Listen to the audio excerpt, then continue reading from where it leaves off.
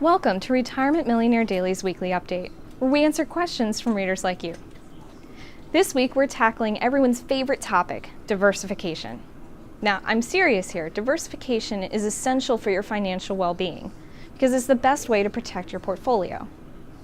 Now, we wrote an issue about diversification across sectors last week, but today we want to just go one step lower and sort of explain what's going on. Now, the first thing you need to understand is the difference between systematic risk and non-systematic risk.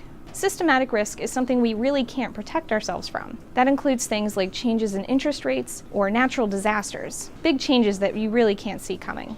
Non-systematic risk includes things like changes in liquidity, management issues, or something called concentration risk. These are all things that diversification can solve. The most common that you're probably familiar with is concentration risk. This happens when you have too many of your assets all in one stock, or if you have them all in one industry or one sector.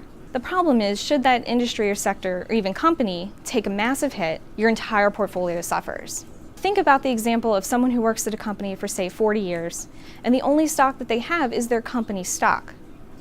If that company goes under or has a massive problem with management, they're going to lose their entire retirement savings. So a great way to take away some of this risk is to diversify across sectors. Now, there are 11 different sectors out there. There's consumer discretionary, consumer staples, energy, financials, healthcare, industrials, information technology, materials, telecommunication services, utilities, and the newest one, real estate, which was just added last year. Now, a really good example of what happens when one sector takes a major hit and the others don't is what happened in the 2008 financial crisis. As you can see in this chart, the financial sector really took a major hit. The other sectors were also affected, but not nearly by the same magnitude. That's why it's really important to always diversify across sectors. Now, if you want to take this one step further, you can look at correlation between sectors and how closely they move to one another, but that's a little out of our scope today. But we will be covering this in a future issue of Retirement Millionaire Daily, so keep your eye out for that.